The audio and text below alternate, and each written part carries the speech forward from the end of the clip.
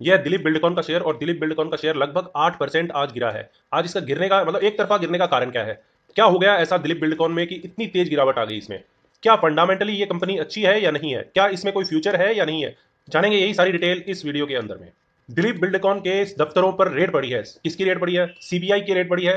तो सीबीआई की जो रेड हुई है ना, वो देखिए, पहले देख लीजिए, दिलीप सूर्यवंशी है, देवेंद्र जैन है और सीमा सूर्यवंशी है। सीमा सूर्यवंशी दिलीप सूर्यवंशी की वाइफ है, मतलब ये दोनों एक फैमिली मेंबर है, और देवेंद्र जैन एक अलग से इनके पार्टनर है। तो इनका जो शेयर है ना, इनका जो परसेंटेज शेयर है इस कंपनी के अंदर में, वो लगभग 70% के आसपास है।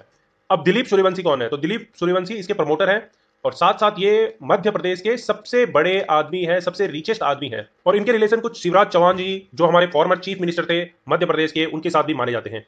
तो बेसिकली अभी जान लेते हैं ये करती क्या है। तो दिलीप बिल्डकॉन बेसिकली इंफ्रास्ट्रक्चर के सेक्टर में है। ये बेसिकली कॉन्ट्रैक्ट रहती है, एनएचआई का कॉन्ट्रैक्ट लेती है, मेट्रोस के कॉन्ट्रैक्ट उठाती है, बड़े बड़े कॉन्ट्रैक्ट उठाती है। अभी अभी क्या हो गया है, तो इनके ऑफिशियल और रेसिडेंस प्रीमाइस में छापे मारे गए हैं सीबीआई के। आखिर सीबीआई ने अचानक से इनके यहाँ छापे क्यों मार दिए? तो इसका कारण यह है कि इससे पहले एक एनएचआई का ऑफिसर था जिनको पकड़ा गया था रिश्वत लेते हुए। तो एनएचआई के जो रीजनल ऑफिसर है अकील अहमद जी, उनको गिरफ्तार किया गया था 20 लाख की रिश्वत लेते हुए, और उसके बाद में ये हिरासत में आने के बाद में कई सारे खुलासे हुए, और रात को 1 बजे इन्होंने छापा मारने का सिलसिला शुरू किया, और दिलीप बिल्डकॉन की 5 बिल्डिंगों पे इन्होंने छापा मार दिया। अभी ना ही दिलीप बिल्डकॉन की तरफ से कोई सफाई आई है, ना ही किसी और की तरफ से, ना ही सीबीआई की तरफ से कोई सफाई आई है कि क्या हो रहा है, क्या मामला है। अभी छापेमारी चल रही है, और छापेमारी में क्या क्या हुआ है वो मैं बता देता हूं। जो सबसे इंपॉर्टेंट चीज है, वो 4 करोड़ रुपए इन्होंने बरामद किए हैं। जनरली ये कंस्ट्रक्शन से रिलेटेड कंपनी है, 4 करोड़ रुपए पूरी सारी ऑफिसों में मिलाकर अगर इन्होंने बरामद किए तो कोई बड़ी चीज नहीं है। अभी कई जगह कई सारी अटकलें लगाई जा रही है। क्लियर मामला अभी सामने नहीं आया है। कहीं कह रहे हैं कि करोड़ों का टैक्स का चोरी का मामला है, कहीं कह रहे हैं कि बहुत बड़े घोटाले की बू आ रही है इससे। बहुत सारे न्यूज़पेपर में अलग अलग चीजें बताई जा रही है। अभी ऑफिशियल रूप से ना ही सीबीआई ने कुछ घोषणा की है, और ना ही दिलीप बिल्डकॉन ने कुछ घोषणा की है। जैसा कि सभी को मालूम है कि ये बीएससी और एनएससी में लिस्टेड कंपनी है दिलीप बिल्डकॉन। तो बीएससी ऑफिशियल्स ने इनसे क्लेरिफिकेशन मांगा है, और क्लेरिफिकेशन का जो नोटिस है आप देख सकते हैं, 5:30 पे 31 तारीख को इनको भेज दिया गया है। और इनसे क्लेरिफिकेशन मांगा गया है कि ये जो न्यूज़पेपर में जो खबरें आ रही है उसके बारे में आप क्लेरिफाई कीजिए। तो जब तक इनकी ओर से कोई पुख्ता जानकारी नहीं मिलेगी तब तक कहना यहाँ पे कुछ भी मुश्किल है।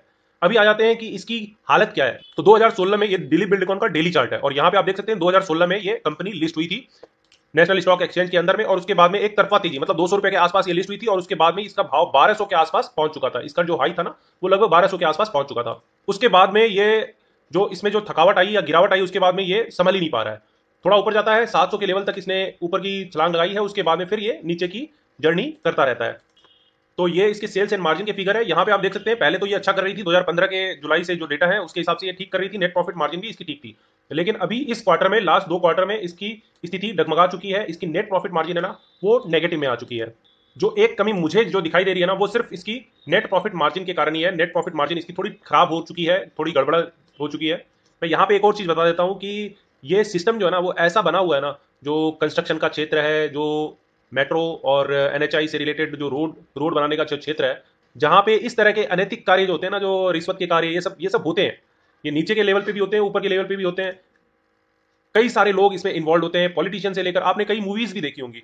धीरे धीरे इसकी परतें साफ होती जाएगी, धीरे धीरे एकदम क्लैरिटी आती जाएगी कि आखिर क्या कारण है, क्यों मारा गया है। सीबीआई की ओर से भी बयान आएगा, और ये कंपनी को भी बयान देना पड़ेगा कि क्या हुआ, क्या मामला है। सिर्फ जांच के लिए ये सिर्फ हुआ है, या फिर सही में कुछ गड़बड़ है। यहाँ पे ये ऐसे क्रिटिकल पॉइंट पे आके खड़ा हुआ है ना, कि सारी की सारी चीज जो है ना, वो सीबीआई के बयान पे निर्भर करेगी। अगर उसका बयान पॉजिटिव आ जाता है तो ये यहाँ से एकदम टर्न अराउंड स्टोरी हो सकती है, और अगर इनका नेगेटिव आ जाता है बयान, या और जांचें इसमें बैठा दी जाती है, तो ये हो सकता है स्टॉक में बहुत ही बुरी हालत हो जाए। ये सब राइवलरी का मामला भी होता है, एक कंपटीटर दूसरे कंपटीटर को गिराने के पीछे भी पड़े रहते हैं, तो वो कंप्लेन करवा देते हैं। और ये पॉलिटिशियंस का भी मामला होता है, एक पार्टी दूसरे पार्टी के पीछे में बहुत ज्यादा पड़ी रहती है, जैसे मूवीज में दिखाते हैं ना, बिल्कुल वैसा ही होता है सीन कुछ। हालांकि वो बैकग्राउंड से बाहर करते हैं, सामने दिखाते नहीं है उनका चेहरा।